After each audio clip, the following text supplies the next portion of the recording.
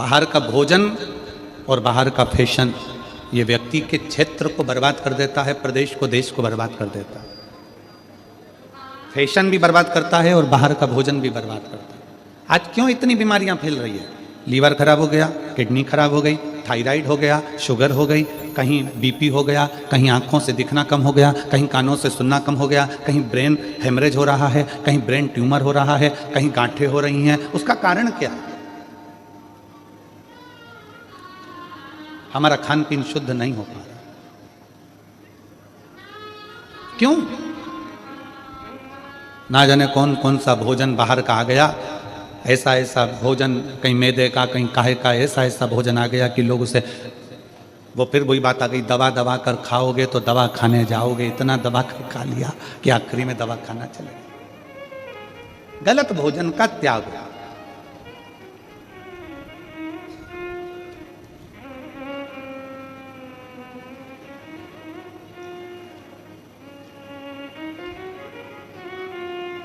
Border पर आने वाले दुश्मनों को सैनिक रोक सकते हैं। बॉर्डर पर आने वाले दुश्मनों को सैनिक रोक सकते हैं। हमारे घर में आने वाले फैशन को और भोजन को हम अपने संस्कारों के माध्यम से रोक सकते हैं। आप कोई सैनिक जैसा काम नहीं कर सकते, आप बॉर्डर पर जाकर युद्ध नहीं कर सकते, आप बॉर्डर पर जाकर नहीं लड़ सकते, तो अपने घर में बॉर्डर जैसे सैनिक जैसा काम करो कि गलत फैशन हमारे घर में ना आए, गलत भोजन हमारे घर में ना आए। हम इस फैशन को भी दूर भगाएं जो गलत है, और गलत भोजन को भी दूर भगाएं, जिससे हमारे घर में संस्कारों के माध्यम से हमारे परिवार की रक्षा हो सके।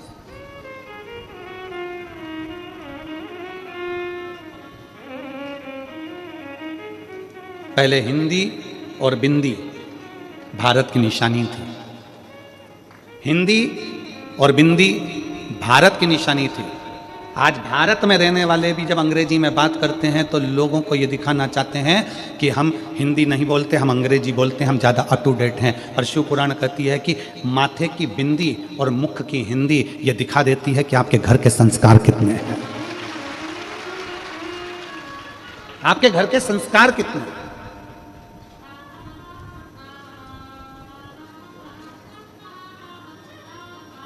आप रोक सकते हो फैशन को आपके घर के संस्कारों से। सैनिक जैसे आप नहीं बन सकते कि आप बॉर्डर पर जाकर लड़ लो, बॉर्डर पर किसी को रोक दो। दुश्मनों को रोकने का काम सैनिक का है, और घर में गलत फैशन और गलत भोजन को रोकने का काम आपका, आपके संस्कारों का।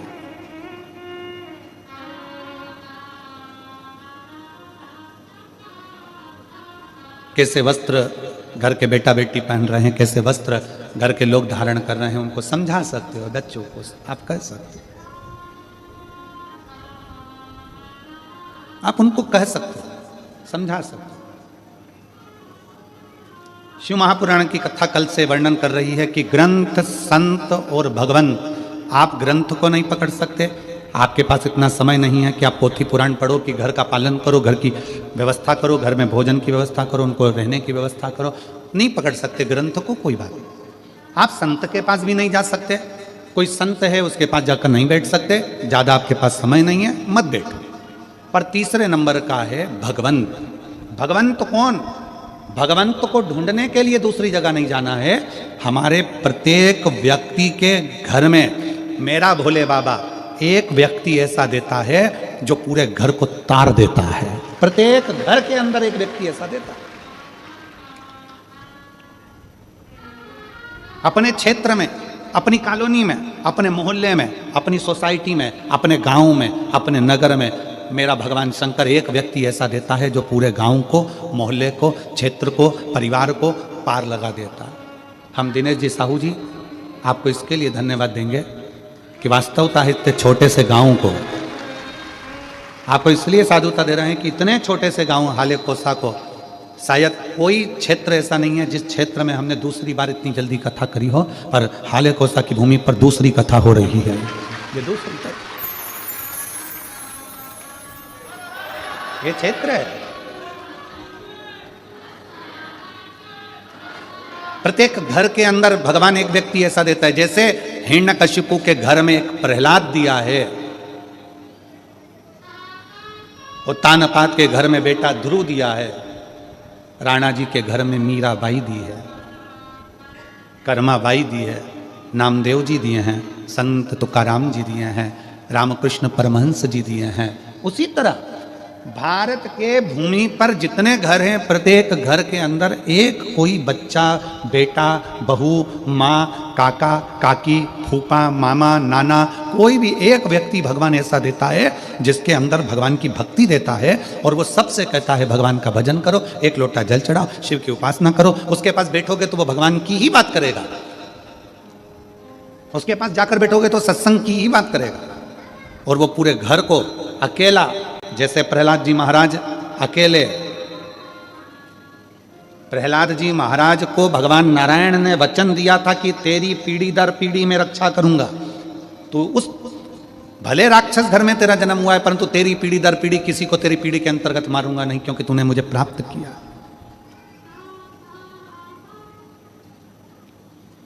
कोई एक हमारे घर के अंदर, हमारे परिवार में कोई एक जन्म ले लेता है, वो पूरे घर को तार देता है, पूरे घर। और आज मुझे बड़ी खुशी के साथ कहना हो रहा है कि जितने इस शिव महापुराण की कथा को टीवी पर सुन रहे हैं, सोफे पर बैठकर, पलंग पर बैठकर, अपने अपने घर का चैनल चालू कर कर, जितने मोबाइल पर कथा को श्रवण कर रहे हैं, और जितने इस हाले कोसा की भूमि पर बैठकर कथा को सुन रहे हैं, आप सब अपने घर के वही प्रहलाद हो, वही ध्रुव हो जो अपने घर को पार लगा रहे हैं। आप अपने घर के वही प्रहलाद हो, आप अपने घर के वही ध्रुव हो, आप अपने घर की वही कर्माबाई हो, अपने घर की वही मीराबाई हो, जो पूरे घर को पार लगा रहे हैं।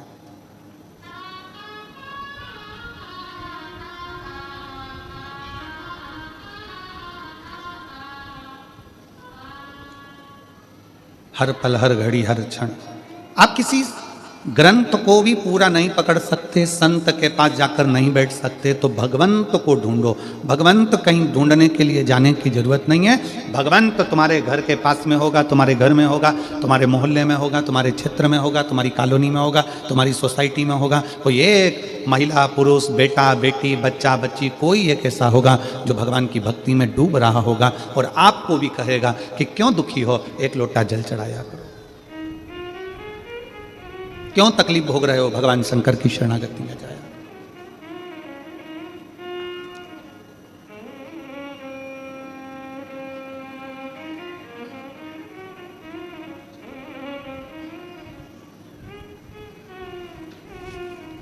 कल वो बच्चा जो झारखंड से, देवघर से आया, सीए हुआ, वो बच्चे ने उनके आसपास में कोई को बोला होगा कि जितनी खुशी तो मेरे को सीए बनने में नहीं हुई होगी, उतनी खुशी तो मैं व्यासपीठ को प्रणाम कर कर प्राप्त करूं।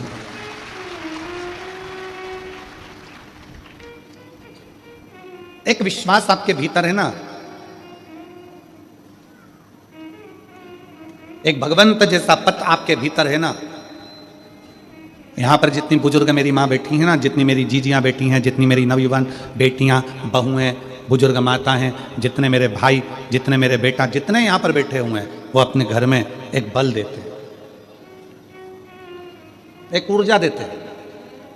जब घर का कोई व्यक्ति थोड़ा सा भी टूटता है ना, तो ये तुरंत कह देते हैं क्यों चिंता करते हो, एक लोटा जल चढ़ाओ, बेलपत्री शहद लगाकर शिव को चढ़ाओ, अपनी मेहनत को 4 गुना बढ़ाओ, अपने परिश्रम को बढ़ाओ, भगवान क्यों ना सुनेगा।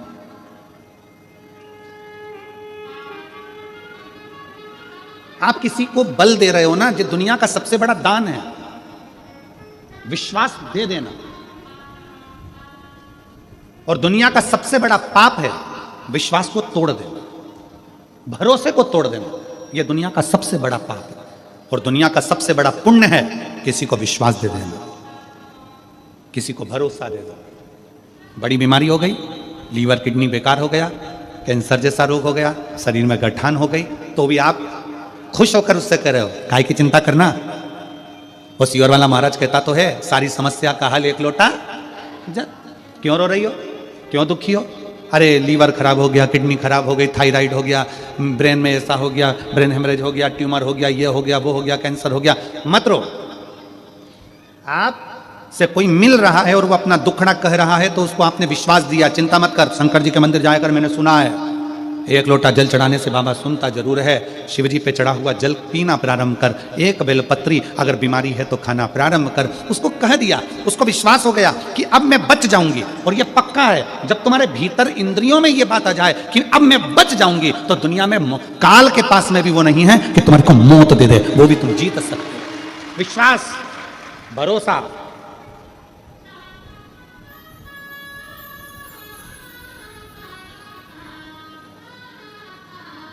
हमारे पिताजी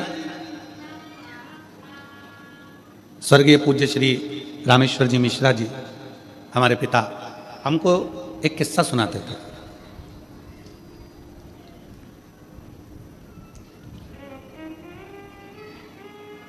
बाल्यावस्था में एक किस्सा उनका बड़ा प्रिय था, वो हमेशा कहते थे।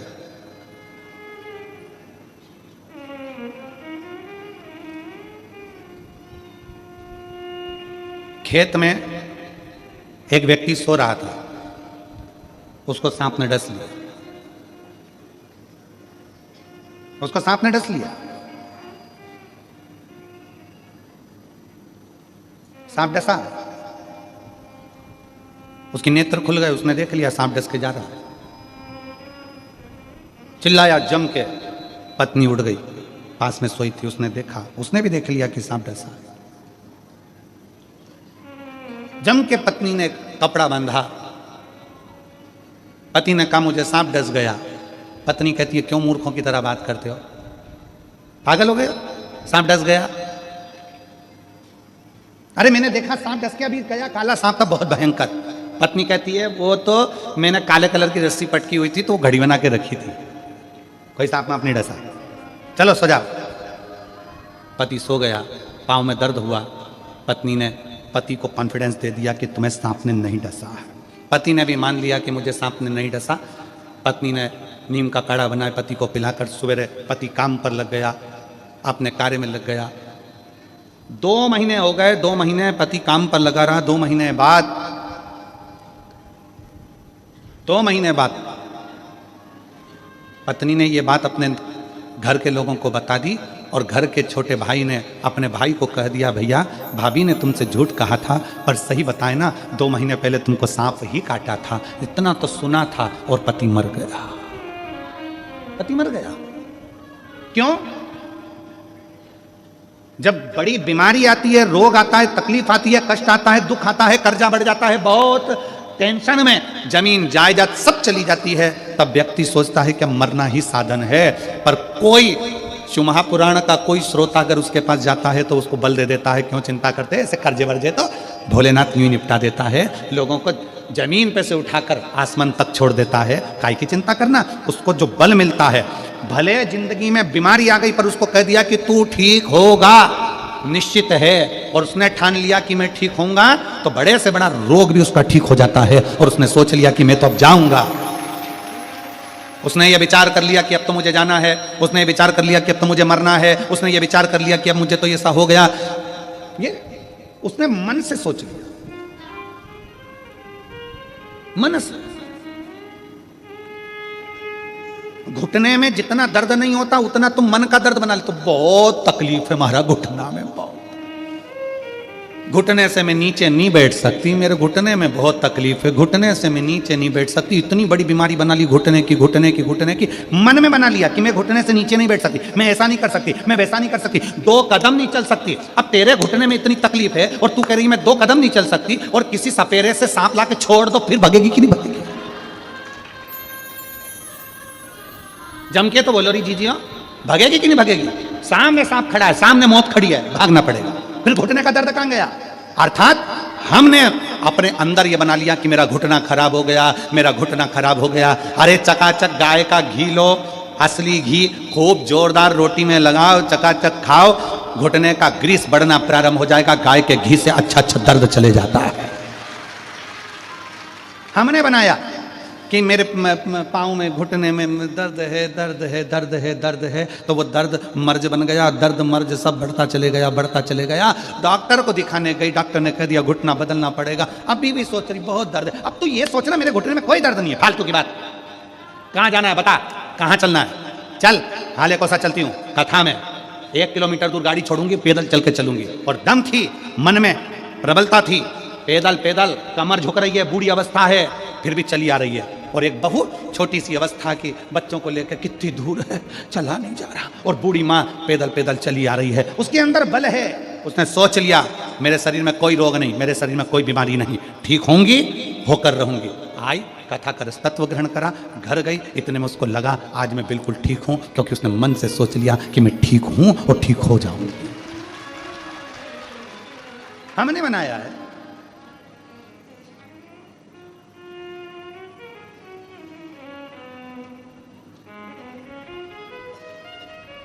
कोई कोई भ्रम लोग अपने आप पैदा कर लेते हैं, अपने आप भ्रम पैदा कर लेते हैं।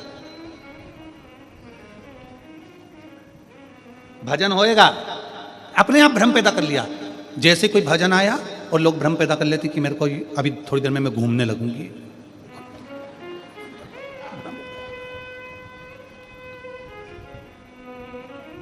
वो डोंगरगढ़ वाली मैया इतनी फ्री बैठी है क्या कि तुमने एकदम घूमना चालू कर और मां आके तुम्हारे अंदर बैठ गई? हनुमान जी इतने फ्री बैठे हैं क्या कि तुम्हारे अंदर आकर बैठ जाएंगे? देवता इतने फ्री बैठे हैं कि थोड़ी थोड़ी देर में तुम्हारे घर, तुम्हारे अंदर आकर बैठ जाएंगे? नहीं, हमने भ्रम बना लिया कि शरीर में ये लग गया, शरीर में वो लग गया, शरीर में ये लग गया, शरीर में वो लग गया। शरीर में कभी गांधी जी तो नहीं लगते, लगना चाहिए।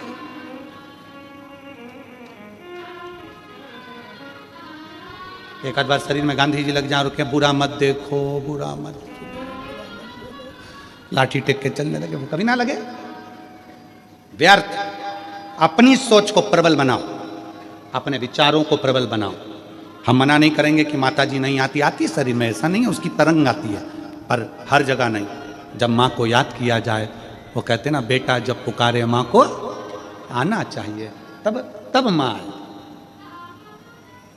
स्थान पर हम नहीं, ये नहीं कहेंगे कि नहीं आती माँ, आपको दर्शन नहीं देती या देवता नहीं आए, मना नहीं है, पर उसके आने से तुम्हारे जीवन में सुख आए। ब्रह्म नहीं, ब्रह्म।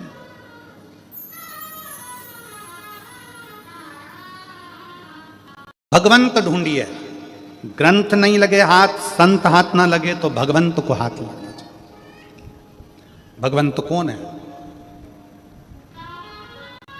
भगवंत का लक्षण क्या? भगवंत का सबसे बड़ा लक्षण है ना काहू से दोस्ती, ना काहू से बैर। भगवंत का सबसे बड़ा लक्षण है वो ज्यादा किसी से दोस्ती भी नहीं, ज्यादा किसी से बैर भी नहीं, किसी से उसकी दुश्मनी नहीं है और किसी से उसकी दोस्ती नहीं। जो मिला उसको गले लगा। वो एक हमारे सनातन धर्म में एक बहुत सुंदर सी लाइन गुनगुनाते हो ना, ज्योत से ज्योत जगाते चलो और प्रेम की गंगा।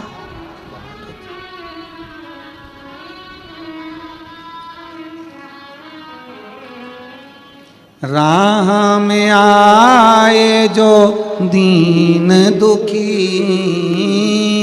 राह में आए जो दीन दुखी, सबको गले से लगाते चलो, प्रेम की गंगा बहाते चलो, ज्योत से ज्योत जलाते चलो, ज्योत से ज्योत जलाते चलो, प्रेम की गंगा बहाते चलो। राह में आए जो दीन दुखी, राह में आए जो दीन दुखी, सबको गले से लगाते चलो, प्रेम की गंगा बहाते चलो। ना काहू से दोस्ती, ना काहू से बैर, सबको अपना बना, सबको अपना।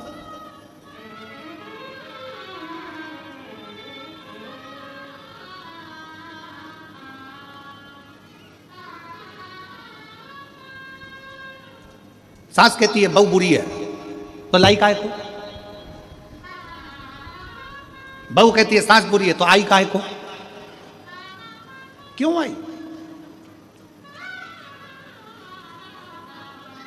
अपनी बड़ाई और पड़ोसी की लड़ाई अगर किसी को अच्छी लगती है तो समझ लेना कि वो बर्बाद होकर ही रहेगा। जम के बोलो क्या क्या क्या क्या? अपनी बड़ाई और पड़ोसी के घर की लड़ाई अगर तुम्हें अच्छी लग रही है तो समझ लेना कि एक दिन तुम बर्बाद होकर रहोगे। तुम पड़ोसी के घर में लड़ाई हो रही है और तुम बड़े खुश होकर, कितनी जोरदार लड़ाई हो रही है, सास ऐसा बोल रही, बहू ऐसा बोल रही, और तुम्हें आनंद आ रहा है, समझ लेना कि तुम पड़ोसी के घर की लड़ाई को देखकर अगर खुश होते हो तो तुम्हारी जिंदगी का बर्बादी का सिरा है। उसके घर लड़ाई हो रही है ना, तो थोड़ा भगवान से प्रार्थना करो दोनों में शांति बन जाए। प्रभु बहुत अच्छा घर है मेरे घर के पास का, बहुत अच्छे लोग हैं, ना जाने किसकी नज़र लग गई उसको, बहुत अच्छा परिवार है बाबा, इसको अच्छा कर दो। एक लोटा जल शंकर जी को और चढ़ा दो अपने पड़ोसी के लिए कि इनका प्रेम बढ़ जाए। अपनी बड़ाई जिस दिन अच्छी लगने लगे, वाह वाह मैंने जो करा बहुत अच्छा करा, मैंने ऐसा कर दिया, मैंने वैसा कर दिया, मैंने यूं कर दिया, मैंने यूं कर दिया, अपनी बड़ाई और पड़ोसी के घर की लड़ाई अगर अच्छी लगे तो समझ लेना कि उस दिन तुम्हारा बर्बादी का सिरा प्रारंभ हो गया। हमें अपनी बड़ाई अच्छी नहीं लगना चाहिए और पड़ोसी के घर की लड़ाई भी अच्छी नहीं लगना चाहिए। समझौता हो, समझाओ, अच्छे रहिए।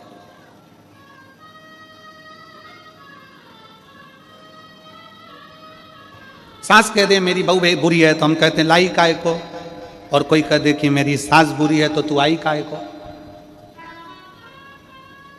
ना सास बुरी है ना बहू बुरी है, दोनों बुरी नहीं है।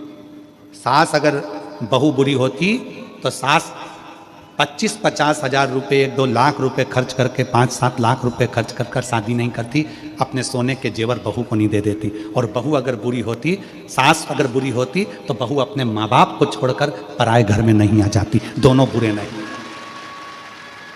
दोनों बुरे नहीं है, ना सास बुरी है ना बहू बुरी है। तो बुरा क्या है? सियोर वाला महाराज, बुरा है क्या? गुरुजी आप कह रहे हो ना सास बुरी ना बहू बुरी, तो बुरा कौन? सियोर वाला महाराज।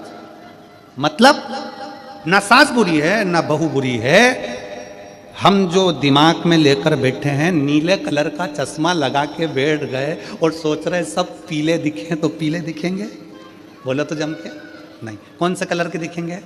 नीले। लाल कलर का चश्मा लगाया तो सब जम के बोलो जरा लाल दिखेंगे, काला लगाया तो काला दिखेंगे। सास ने जो चश्मा अपनी आंखों में चढ़ा लिया बहू के प्रति कि मेरी बहू ऐसी है, और चश्मा चढ़ गया उसके आंखों पर, उसके परिवार वालों ने चढ़ा दिया तुम्हारी बहू ऐसी, तुम्हारी बहू ऐसी, वो बहू ऐसी, वो बहू ऐसी, उसने चश्मा लगा लिया अपनी आंखों में, लेंस ऐसा लगा लिया कि वो बहू बुरी दिखने लगी, जो अच्छी दिखती थी वो बेकार दिखने लगी।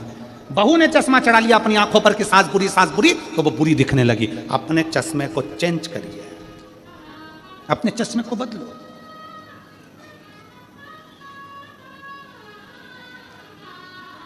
थोड़ा बदलो, चश्मा बदलोगे अच्छा दिखने लगेगा, श्रेष्ठ दिखने लगेगा।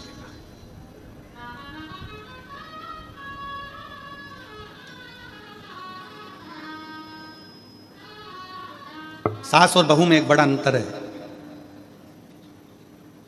सास मां नेत्र है, बहू चश्मा है।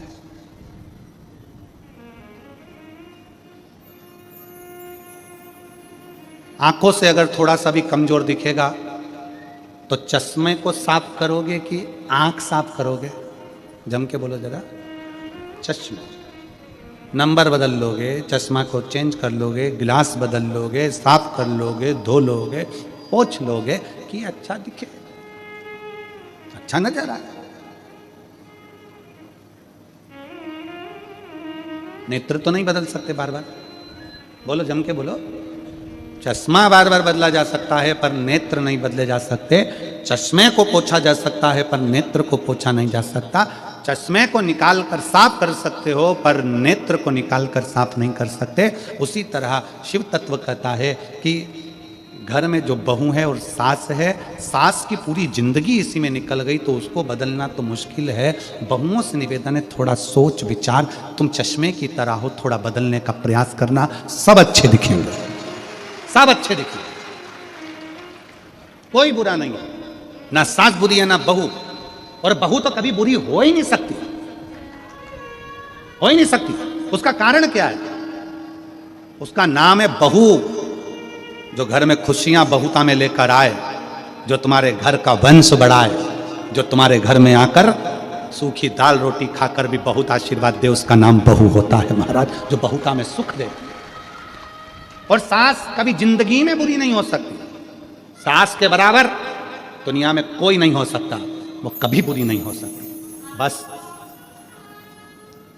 एक आस सास को लगी रहती है कि मैं जितनी फुर्तीली हूं, मैं जितनी फुर्ती से काम करती हूं, मेरी बहू उतनी फुर्ती से काम करे। लड़ाई इस चीज़ की होती है। सास को लगता है कि मैं जल्दी सुबह उठती हूं तो बहू जल्दी उठे, सास को लगता है मैं इतने लोगों का खाना बना लेती हूं तो बहू भी बनाए। अब सास को कौन बताए कि तू 75 की है, वो 32 की है।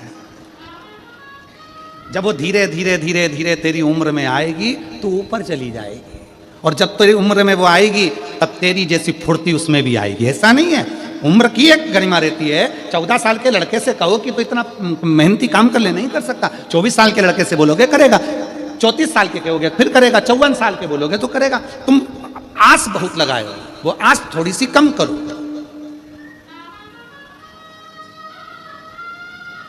किसी को भरोसा दीजिए, विश्वास दीजिए, पर भरोसा तोड़िए नहीं। दुनिया में सबसे बड़ा दान है, अभी कथा में कहा था, तो वो विश्वास का दान है, भरोसे का दान है। चिंता मत करना, बाबा बैठा है। ये शिव महापुराण की कथा करती क्या है? आप लोगों को भरोसा पैदा करती है आपके दिल में, सारी समस्या का हल। श्री शिवाय नमस्तुभ्यम बोल बम का नारा है। थोड़ी मेहनत हाथ की, बाकी कृपा भोले नाथ की। कोई लेट बनता है, कोई जल्दी बनता है, शिव को जल चढ़ाने वाला एक दिन से जरूर बनेगा। ये विश्वास तुम्हारे अंदर जागृत हो गया, भरोसा तुम्हारे भीतर जागृत हो गया, ये मेरा बुरा नहीं हो सकता। मैंने शंकर की कथा सुनी है, मैंने शिव महापुराण की कथा पंडाल में बैठकर सुनी है। मेरा बाबा मेरे घर में संतान देगा, सुख देगा, वैभव देगा, मेरा एक पत्र है।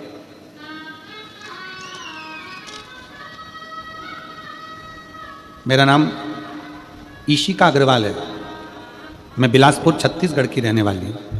कहीं बैठी हो ईशिका अग्रवाल तो हाथ हिला सकती हैं। मेरा नाम ईशिका अग्रवाल है, मैं बिलासपुर छत्तीसगढ़ की रहने वाली हूँ। कहीं बैठी हो तो हाथ हिला सकती हैं। ईशिका अग्रवाल, बिलासपुर छत्तीसगढ़ से। मैं सीए की पढ़ाई कर रही थी। मैंने 2 बार सीए फाइनल का एग्ज़ाम दिया और उसमें मेरा रिजल्ट अच्छा नहीं रहा और मैं फेल हो गई। मैं हिम्मत हार चुकी थी, बार बार वही किताबें पढ़ने से मैं थक चुकी थी और तंग आ चुकी थी। मेरे को फिर से तैयारी कर एग्ज़ाम देने में डर लग रहा था। पत्र को आप लोग एलईडी पर जरूर पढ़ें, आस्था चैनल पर पढ़ें कि एक बेटी ने अपने भीतर का दर्द कितना लिखा। हिम्मत हार चुकी थी, बार बार वही किताबें पढ़ने से थक चुकी थी और तंग आ चुकी थी। मेरे को फिर से तैयारी कर एग्ज़ाम दिलाने में डर लग रहा था। मन में यही विचार आता कि इस बार भी नहीं हुआ तो क्या होगा।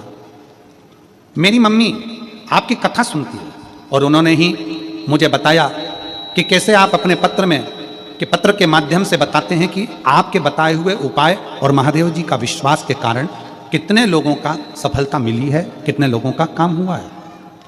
आपने बोला था अपनी मेहनत को 4 गुना कर दो और भोले बाबा पर विश्वास पूरा करो, मन से करो। मैंने वैसा ही किया। महादेव जी पे शहद वाली बेलपत्र चढ़ाकर एग्जाम देने गई, अपनी मेहनत को 4 गुना बढ़ा दिया। एग्जाम के बाद मैं सीहोर गई, वहाँ बाबा से अपने मन की बात कह दी। रायपुर में हुई कथा पंडाल में बैठकर कथा को सुना। 24/12/2024 पशुपतिनाथ का व्रत प्रारंभ किया। कितनी तारीख को करा? 24/12/2024 को कथा व्रत प्रारंभ करा। रायपुर की कथा सुनी और एक ही व्रत पूर्ण हुआ और मेरा रिजल्ट 26/12/2024 को आया। बाबा ने ऐसी कृपा कर दी कि 2 ग्रुप मेरे रह गए थे। जिस 2 ग्रुप में मैं हमेशा फेल हो रही थी, बाबा ने एक साथ दोनों ग्रुपों में पास कर दिया और आज मैं बाबा की कृपा से सीए बन गई। आज मैं बाबा की कृपा से सीए बन गई। मैं बाबा को यहाँ प्रणाम करने के लिए आई हूँ। मेरा मोबाइल नंबर ये है। शिव तत्व की प्राप्ति, मेरा नाम ईशिका अग्रवाल, मैं बिलासपुर छत्तीसगढ़ से। कहीं बैठी हो तो बेलपत्र लेने के लिए आ सकते। ईशिका, उस पत्र में उस बेटी ने लिखा, मैं हिम्मत हार दी। पर आप पत्र पढ़ते हो तो उस पत्र में हिम्मत आ जाती है कि जब दुनिया का काम हो रहा है तो मेरा क्यों नहीं हो सकता। और वो विश्वास, वो हिम्मत आप सब में चाहिए। झोली पसार कर मांगने के लिए बाबा के दरवाजे पर आए हो, भरोसा रखना कि 7 दिन की शिव पुराण इस हाले कोसा की भूमि पर सुनी है, तुम्हारा भी एक पत्र इस व्यासपीठ पर जल्दी जरूर आएगा, ये भरोसा।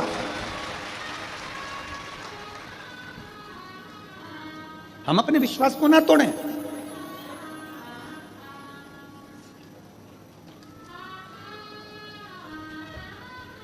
अपने भरोसे को प्रबल करिए।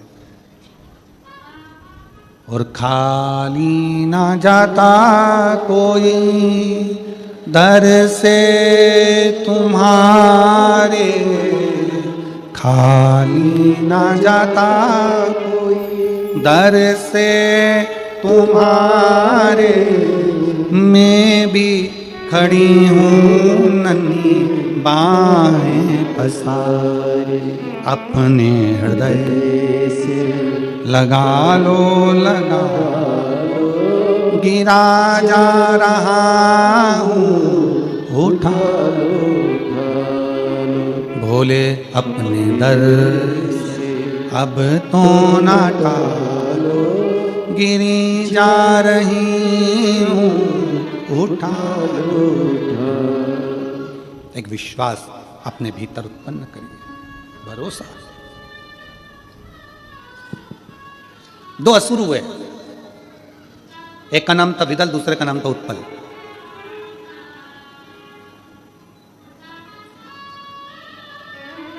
दोनों जुड़वा थे, बाल्यावस्था थी, पूत के पांव पालने में नजर आने लगते हैं।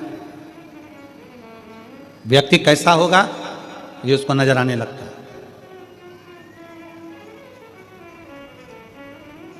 व्यक्ति कैसा होगा ये नजर आने लगता है, पूत के पांव पालने में दिखने लगते हैं। विदल उत्पल 4 साल की अवस्था थी, एक बार मां उनको घुमाने के लिए लेकर गई, दोनों को हाथ पकड़कर।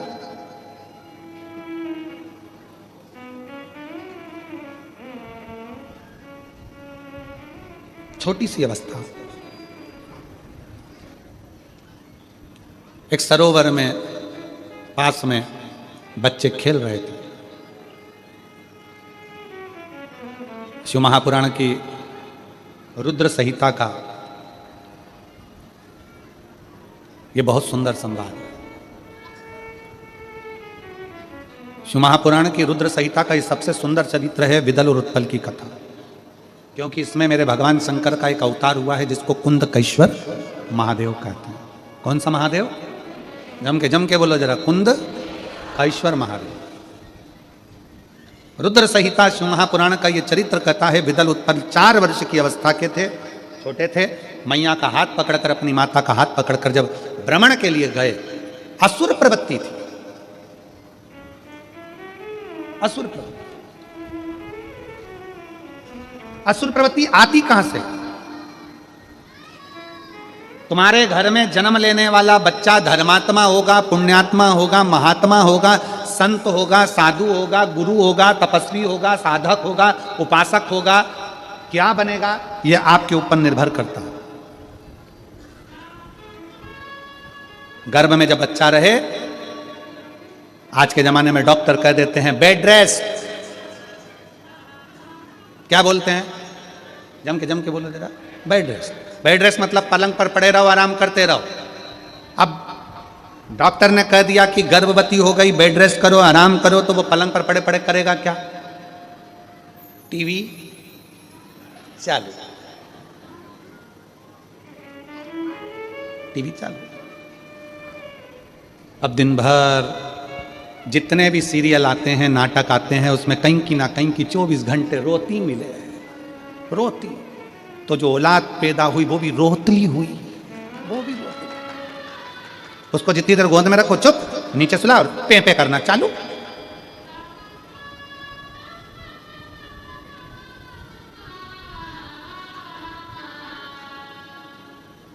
अब गर्भ में तुमने बच्चा गर्भ में, टीवी खोलकर तुम क्या सुन रहे हो, क्या देख रहे हो, मोबाइल पर क्या देख रहे हो, क्या सुन रहे हो? दिन भर टीवी पर तुमने डोरेमोन देखा, इसलिए औलाद भी डोरेमोन जैसी पैदा हुई।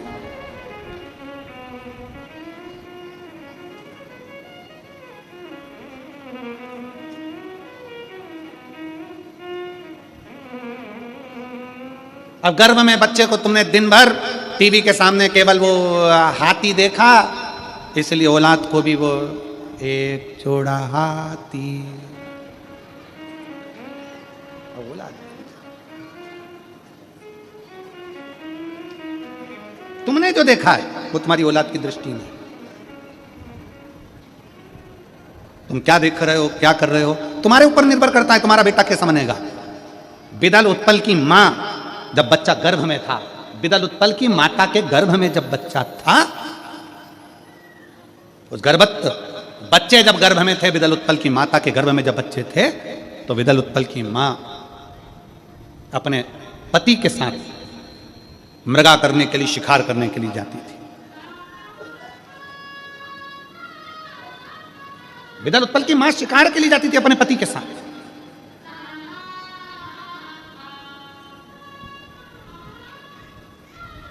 पति बाण छोड़ता, जीव को मारता, और ये बिदल उत्पल की मां क्या करती, जो मरा हुआ जीव पड़ा रहता था उसको भी बाण से 25 बाण मारकर छेदित कर दिया। 2500 बाण मारकर छेदित कर दिया।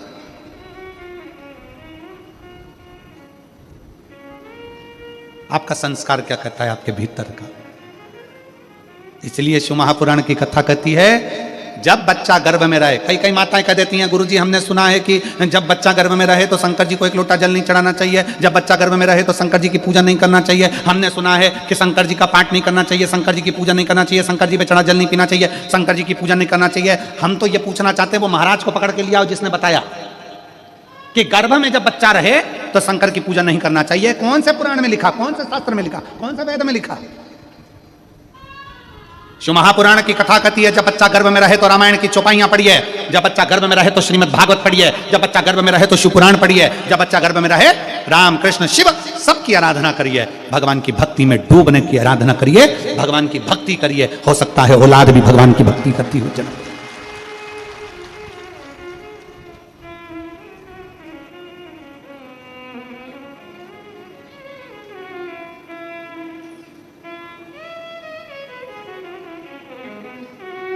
करो भजन भगवान का।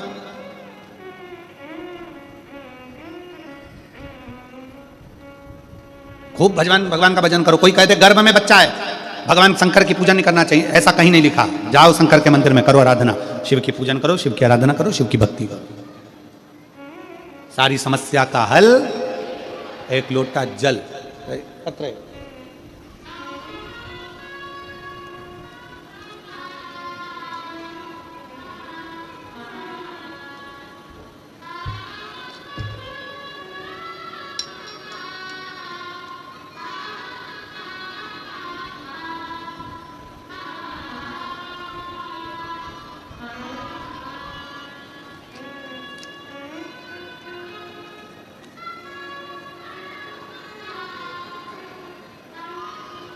मेरा नाम पुष्पाबाई कंवर है।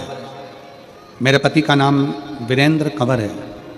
मेरा मोबाइल नंबर ये है, कहीं बैठे हो तो हाथ हिला सकते हैं।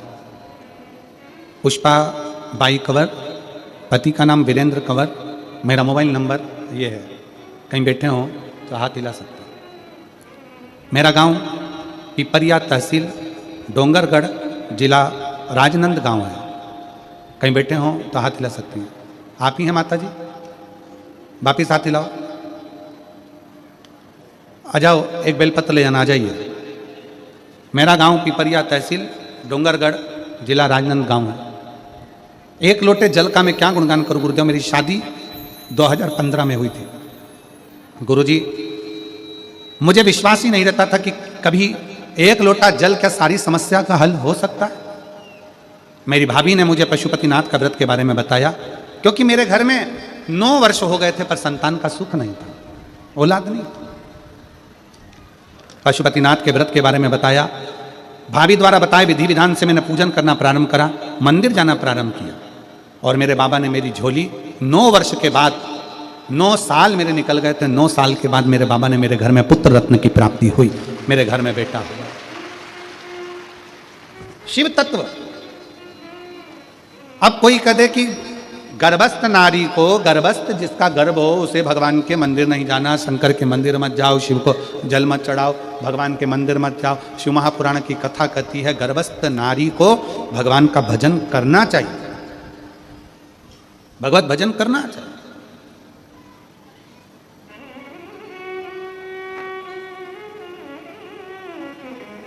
उसका फल मिलता जरूर मिलेगा। और तेरे दरबार की बाबा निराली शान देखी, तेरे दरबार की बाबा निराली शान देखी है। तुझे देते नहीं देखा पर झोली भरी देखी, मुख दुनिया मोड़ेगी बाबा तू मुखड़ाना मोड़ी, मुख दुनिया मोड़ेगी बाबा तू मुखड़ाना। मैनू लगी परी तीनू बाबा तू वे ना।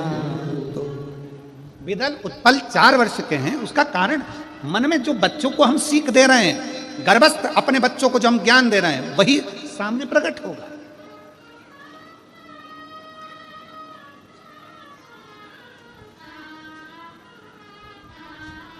वही सामने प्रकट होगा। अब विदल उत्पल 4 साल के, मां का हाथ छोड़कर भागे, सरोवर के किनारे पर मां कपड़े धो रही है, उसके 2 बच्चे हैं, बैठे हैं, छोटे छोटे बच्चे, बिल्कुल छोटे, साइड में बैठे हुए थे। विदल उत्पल छुप कर गए और बच्चों को उठाकर उन्होंने पानी में डुबो दिया।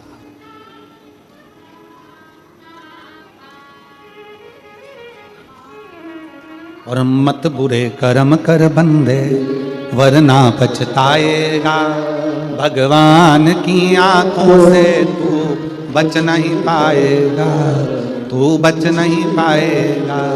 अरे ओ अज्ञानी मत करना दान, तेरे कर्म का फल भी तू ही पाएगा, जैसा किया तूने तेरे आगे आएगा। मत बुरे कर्म कर बंदे वरना पछताएगा, भगवान की आंखों से तू बच नहीं पाएगा, तू बच नहीं पाएगा। विदल उत्पल ने छोटे छोटे बच्चों को उठाकर फेंक दिया। 4 साल की अवस्था थी, जीव पकड़ते मार देते, बच्चों को ले जाकर पानी में डाल देते, अग्नि में धक्का दे देते।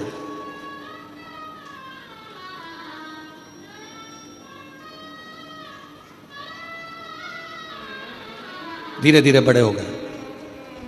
विदल उत्पल बड़े हुए, उन्होंने इतना उपद्रव मचा दिया, इतना उपद्रव मचा दिया, और उपद्रव मचाते मचाते अब उनके मन में आ गया कि हमें ऐसा वर मांगना चाहिए कि जिस वर से हम अमर हो जाएं। वो वर हमको चाहिए। किसके पास जाएं? तो विदल उत्पल ने विचार करा, एक काम करते हैं, वो देवऋषि नारद सब दूर घूमता है, वो हमें बता सकता है कि सबसे बड़ा दानी, सबसे जल्दी राजी होने वाला और सबसे बड़ा दानी कौन है। नारद जी के पास चलो, वो बताए। नारद जी को ढूंढ रहे हैं, नारद जी को ढूंढने में लगे, ढूंढने में लगे नारद जी, और लगे पीछे नारद जी को ढूंढ। और देवा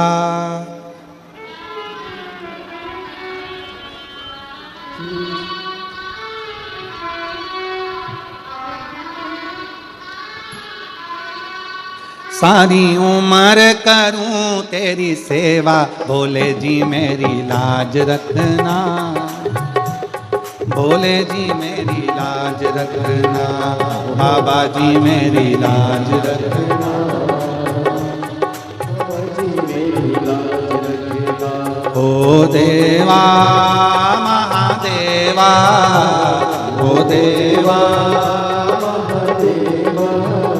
ओ देवा महादेवा ओ देवा महादेवा ओ सारी उम्र करूं तेरी सेवा बाबा जी मेरी लाज रखना बाबा जी मेरी लाज रखना बाबा जी मेरी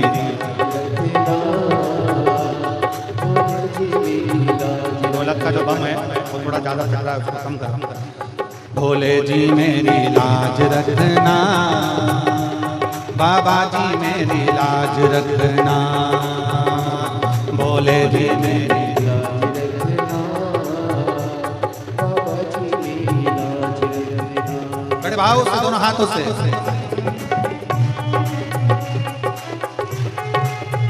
बम ढोलक का कम करिए ढोलक का बम फट रहा है आवाज आ रहा है।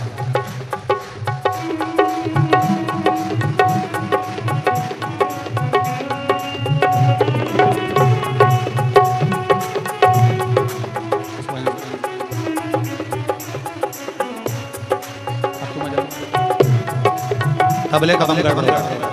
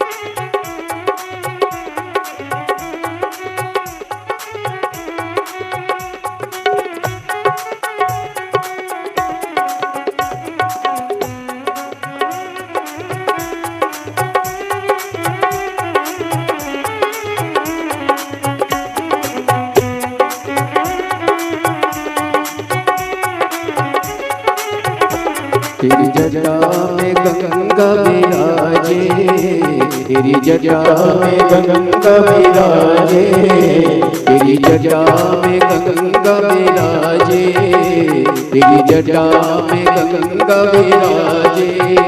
सब बात लगा रे गोता, बोले जी मेरी लाज रखना, बाबा जी मेरी लाज रखना, बोले जी मेरी लाज रखना, बाबा जी मेरी लाज रखना।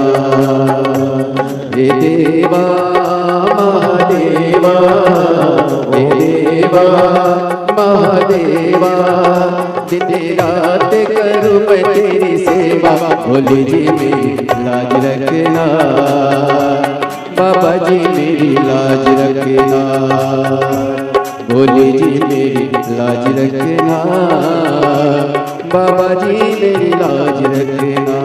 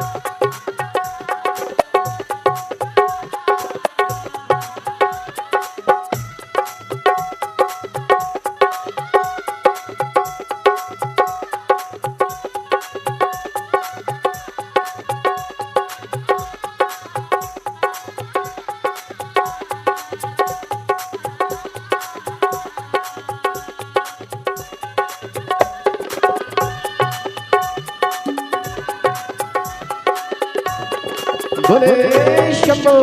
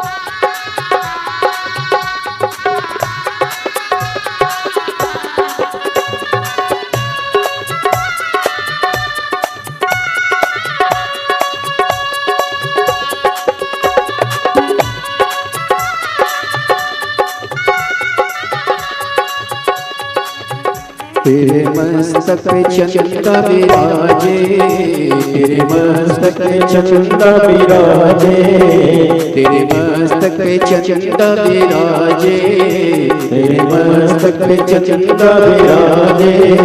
सारे जग में करे उजियाला, बोले जी मेरी लाज रखना, बाबा जी मेरी लाज रखना, बोले जी मेरी लाज रखना, बाबा जी मेरी लाज रखना। हे देवा महादेवा, हे देवा महादेवा, सारी उम्र करूँ तेरी सेवा, बोले जी मेरी लाज रखना, बाबा जी मेरी लाज रखना, बोले जी मेरी लाज रखना, बाबा जी मेरी लाज रखना। देवा महादेवा, देवा महादेवा, ओ सारी उम्र करूं तेरी सेवा, बाबा जी मेरी लाज रखना, भोले जी मेरी लाज रखना, बाबा जी मेरी लाज रखना, भोले जी मेरी लाज रखना। तेरे सिर पर गंगा विराजे, तेरे सिर पर गंगा विराजे, तेरे मस्तक पे गंगा विराजे, तेरे मस्तक पे गंगा विराजे। बोले जी मेरी लाज रखना, बाबा जी मेरी लाज रखना, भोले जी मेरी लाज रखना, बाबा जी मेरी लाज रखना, भोले जी मेरी लाज रखना, बाबा जी मेरी लाज रखना, भोले जी मेरी लाज रखना, बाबा जी मेरी लाज रखना। अपने स्थान पर बैठकर भगवान शिव जी से अपने मन के भाव बड़े दिल से हृदय से बाबा से प्रार्थना करिए। दिल से बाबा को विनय करो, निवेदन करो, अपने हृदय की बात भगवान शंकर को कहिए, बड़े दिल से प्रार्थना करिए। जहाँ जगह मिले वहाँ बैठकर बाबा देवाधिदेव महादेव को अपने मन के भाव व्यक्त करिए।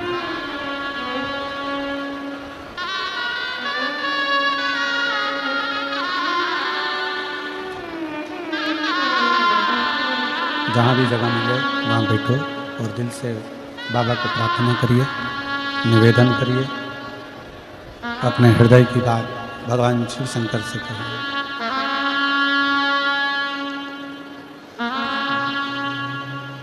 श्री शिवाय नमस्तु, श्री शिवाय नमस्तु, श्री शिवाय नमस्तु, शिवाय नमस्तु श्री शिवाय नमस्तु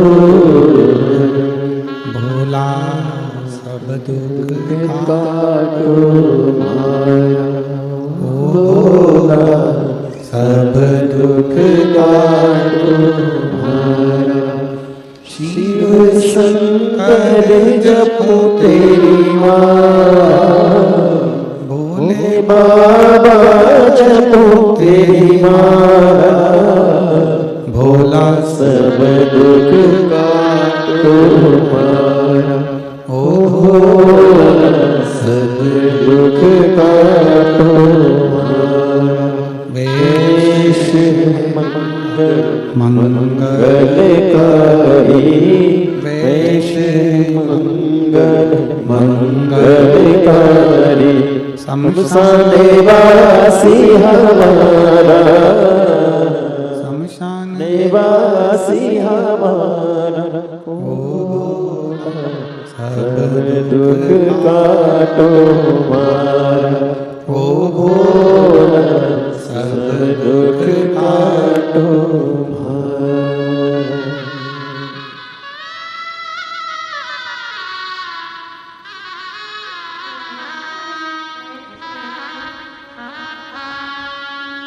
भगवान देवादिदेव महादेव शिवोगढ़दानी त्रिकालदर्शी कैलाशी अविनाशी शंकर विदल उत्पल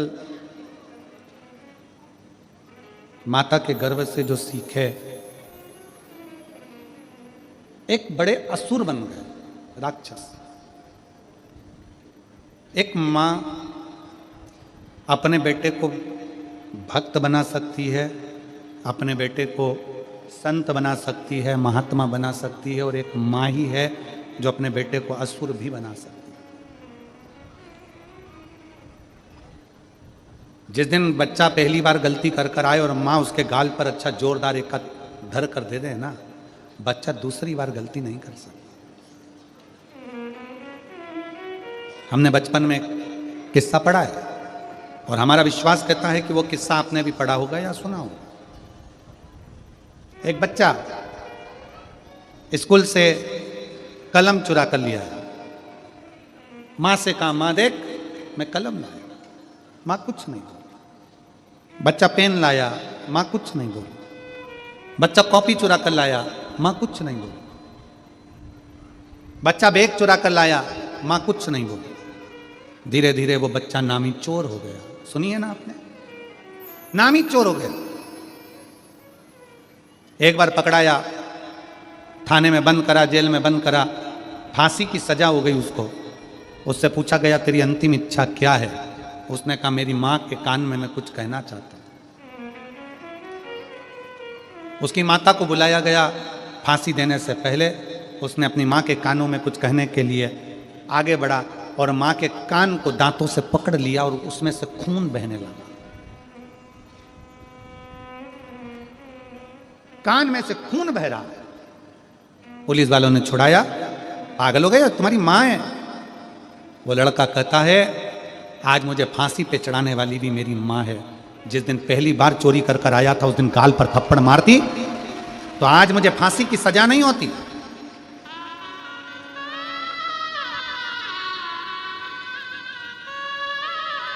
बच्चा पहली बार गलती कर कर आए ना, उसको सबक मिलना चाहिए थोड़ा सा।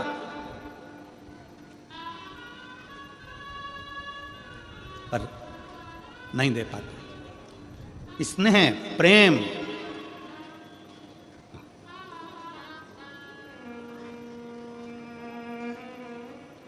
आज के जमाने में बच्चों से इतना बहुएं इतना प्रेम करती, इतना प्यार करती जैसे पहले की माताएं अपने बच्चे से तो कर ही नहीं थी। करो प्यार, अपने बच्चे से 4 गुना ज्यादा प्यार करो, पर इतना भी प्यार मत करना कि बच्चे तुमको बेवकूफ समझने लगे। करो प्यार, खूब करो। इतना भी प्यार मत करना कि बच्चे की जिंदगी नरक हो जाए, बच्चे का जीवन नष्ट हो जाए। खूब प्यार करो, तुम्हारा पुत्र है, तुम्हारा बेटा है, खूब प्रेम करो, मना नहीं, पर बच्चे का जीवन खराब मत कर देना। इतना प्रेम मत कर देना कि बच्चे की पूरी जिंदगी खराब हो जाए। थोड़ा रोको भी, थोड़ा टोको भी, थोड़ा कहो। 9 वर्ष के बाद बाबू हुआ। एक बार जोरदार ताली बजा। शंभो शंभो।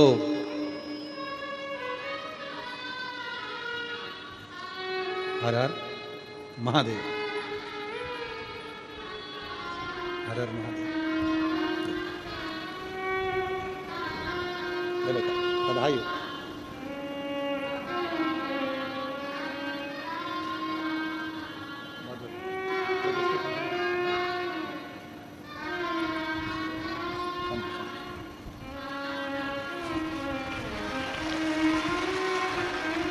शिव तत्व हो, प्रेम करो, खूब करो। अपना बच्चा है, अपना बेटा है, उससे स्नेह करो। पर बच्चे को थोड़ा सा गलत काम करे तो रोको टोको भी। दादी से अपशब्द बोल रहा है, रोक दो बेटा। दादी से ऐसी बात करते हैं। दादाजी से पलट कर जवाब दे रहा है, रोक दो बेटा। दादाजी से ऐसी बात करते हैं। तुम्हारे ताऊ हैं, तुम्हारी बड़ी माँ है, तुम्हारे पिताजी हैं, मामा जी हैं, उनको इस तरह से व्यवहार करेंगे। आज अगर बच्चों को दादी को अपशब्द बोलना सिखा रहे हो तो एक दिन वही औलाद तुम्हारे को भी अपशब्द कहना चालू कर देगी, निश्चितता है।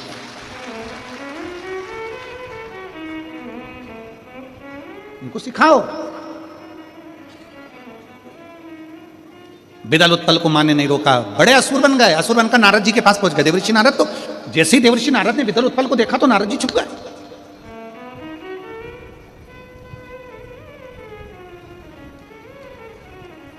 जैसे ही बिदल उत्पल को देखा नारद जी छुपे।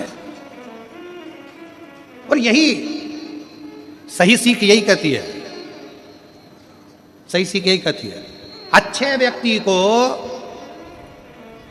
सामने से दिख जाए कि बेवड़ा आ रहा है, कोई दारू पिया हुआ आ रहा है, या सामने से दिख जाए सांप आ रहा है, तो याद रखना समझदारी उसी में है कि वो बेवड़े को देखकर और सांप को देख के छुप जाओ। क्योंकि हमेशा नशा करने वाला व्यक्ति कभी भी नशेले व्यक्ति को गाली नहीं बकता। तुम देखना दारू की दुकान पे कितनी भीड़ लगती है, आपस में कोई झगड़ा नहीं करते। नशेला व्यक्ति हमेशा अच्छे व्यक्ति को ढूंढ कर गाली बकता है, उसकी क्वालिटी है। शिव कथा कहती है, भगवान शंकर का चरित्र कर रहा है।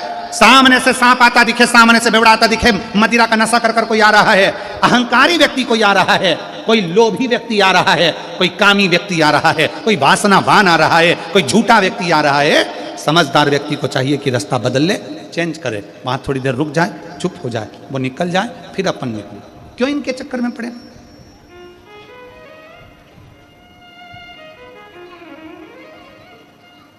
क्यों इनके चक्कर में पड़े?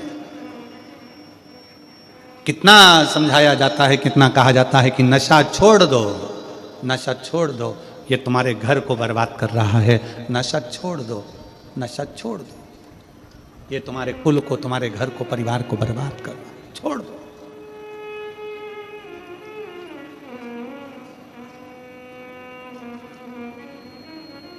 शिव कथा कर रही है, भगवान शंकर का चरित्र कर रहा है। नारद जी छुप गए, पर असुर है, राक्षस हैं, नारद जी को ढूंढ ही लिया।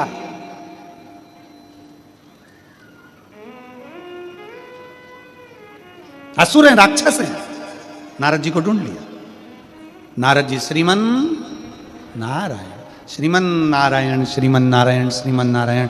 बिदल उत्पल ने नारद जी को प्रणाम कर कर तुरंत प्रणाम किया। बिदल उत्पल ने जैसे ही प्रणाम किया, नारद जी के मन में आया, इतने बड़े राक्षस होकर अक्ल तो है, प्रणाम तो करें, नमन तो करें। अब नारद जी को क्या मालूम था कि ये प्रणाम क्यों कर रहे हैं? कुछ पाने को। बिदल उत्पल ने कहा नारद जी से, नारद जी हम आपको कब से ढूंढ रहे थे, आप मिल ही नहीं रहे थे। अब नारद जी कैसे कहते, हम तुम्हारे चक्कर में तो छुपे पड़े थे, हम तुम्हारे चक्कर में छुपे हुए। नारद जी हमारे मन में एक प्रश्न है, आप उत्तर दोगे? नारद जी मन में सोचे, अगर उत्तर नहीं दूंगा तो मार देंगे, इससे अच्छा दे ही दूं, दे ही दूं। बोलो क्या प्रश्न है? नारद जी हमारे मन में यह प्रश्न है कि सारे देवताओं में वो कौन सा देवता है जो सबसे जल्दी राजी होता है और आशीर्वाद देता है, वर दे देता है? सबसे जल्दी राजी होने वाला देवता बताओ। नारद जी ने मन में विचार करा, अगर शंकर जी का नाम ले दिया तो शंकर जी तो भोले भंडारी, एक लोटा जल चढ़ाओ, 3 बार ताली बजाओ, बम बम बोलो राजी, और इनको मिल गया सारा के सारा सुख। तो नारद जी ने विचार कर लिया, शंकर जी का नाम तो नहीं लूंगा चाहे कुछ भी हो जाए। इतने में नारद जी ने कह दिया, सारे देवताओं में सबसे जल्दी राजी होने वाले तो केवल एक ही देव हैं, वो ब्रह्मा जी हैं। इतने में से बिदल ने बोला उत्पल से, वो ब्रह्मा जी तो बड़े बुढ़े हैं, बहुत बुजुर्ग हैं, आशीर्वाद देने आते भी हैं कि हमें ही जाना पड़ता है? बहुत बुजुर्ग हैं, आशीर्वाद देने आएंगे कि हमें जाना पड़ेगा?